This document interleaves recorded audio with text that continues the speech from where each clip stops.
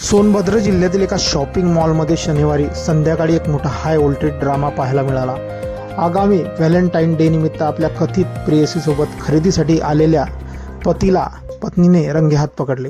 यानंतर मॉलमध्येच दोन महिलांमध्ये जोरदार हाणामारी झाली, ज्याचा व्हिडिओ आता सोशल मीडियावर तुफान व्हायरल होतो आहे।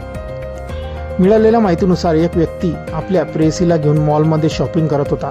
त्याचवेळी त्याची पत्नी तिथे पोहोचली। पतीला दुसऱ्या महिलेसोबत पाहताच पत्नीचा संयम सुटला आणि तिने जाब विचारण्यास सुरुवात केली। परिस्थिती हाताबाहेर जात असल्याचे पाहून पतीने दोन्ही महिलांना तिथेच सोडून घटनास्थळावरून पळ काढला। त्यानंतर दोन्ही महिलांमध्ये शाब्दिक चकमक झाली, जिचे रूपांतर काही वेळानंतर शारीरिक हाणामारीत झाले। व्हायरल व्हिडिओमध्ये दोन्ही महिला एकमेकींना मारहाण करताना आणि ओरडताना आणि चक्क चावण्याचा प्रयत्न करताना दिसत आहेत।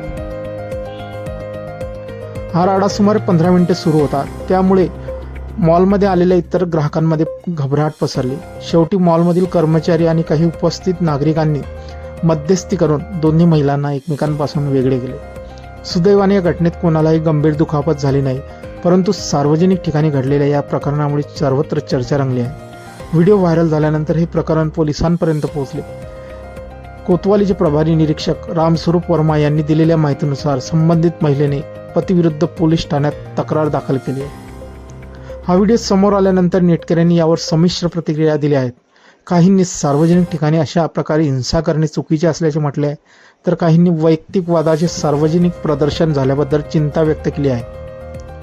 मित्रांनो, आपली ही प्रतिक्रिया असतील या व्हायरल व्हिडिओबद्दल आपण कमेंट बॉक्समध्ये देऊ शकता। व्हिडिओ आवडल्यास व्हिडिओला लाईक, जे मित्र चॅनलवरती नवीन असतील त्यांनी चॅनलला जरूर सबस्क्राईब करून घ्यायचं। धन्यवाद।